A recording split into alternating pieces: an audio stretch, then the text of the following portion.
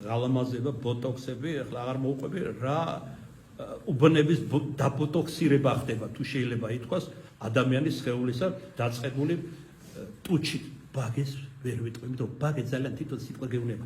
რაღაც სულიერზე მიგანიშნებს, მაგრამ ასეთ ხალხზე ვერ ვიტყვი, რომ მათ ბაგეებია. სადაც ბაგეები? სული არა თითქოს. რომ შეხედავ მათ საქმიანობას და ცხოვრებას. ტუჩი, რამ ყვახე ნათქვამია ბაგესთან შედარებით, ხო ხედავთ? თან ვნების გამომხატველი. და რაც შეიძლება ვნებიანები უნდა გახდნენ. ტუჩები დაიბერონ, კიდე რას იბერონ? ვერ ჩამოთვლი სიცხვილის გამო. და რა არის? შედეგი რა უნდა იყოს? მამაკაცის თვალი გაიტაცო. ანუ იმრუშოს მამაკაცმა რო საუყურებს. და ზოგი იმდენად უნიჭივა, უგემოვნო. ქალი თუ გინდა შეგძაგდე, აი დაბოტოქსებული ქალები განიხილეთ. კაცებო. თუ გინდა შეგძაგდეს.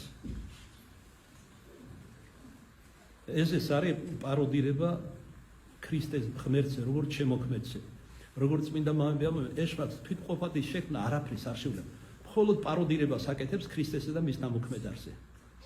ქრისტეს ყავდა მოწაფეები, მასაც ეყოლება, წინამორბედი ყავდა, ესეც ეყოლება. ქრისტემ მკვდრებს აღადგენდა, კელობლებს კურნავდა, კეთროვენს განწმენდა, თვალი, ყური, კურნებები და სხვა.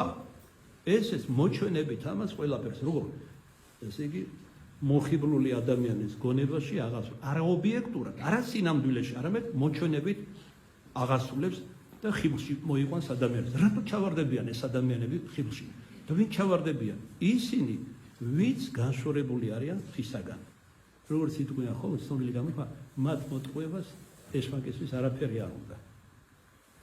და ეხლა არ არიან უკვე მოტყუებულები, რას მისდევენ, რა მიმდინარეობებს, რა შეხედულებებს, რა გემოვნება აქვთ.